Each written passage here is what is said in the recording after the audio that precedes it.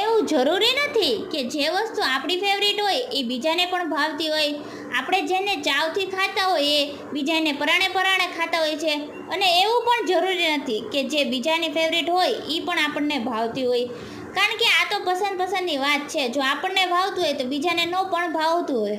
આજે હું આવી વાત શું કામ કરું છું એનું કારણ એ છે કે આજે અમારા ઘરે બને છે દૂધીનું શાક, જે મને બિલકુલ નથી ભાવતું અને મારા ભાઈને પણ નથી જ ભાવતું.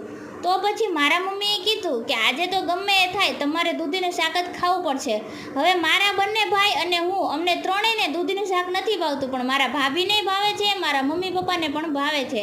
તો એ લોકોએ તો કીધું હતું કે રોજ રોજ તમે સારું જમો છો, ક્યારેક આવું હેલ્ધી પણ ખાઈ લેવાય. તો મારા મમ્મી કહે તું એકવાર ચાખ તો ખરા હું આ દૂધીનું શાક કેવું બનાવું છું.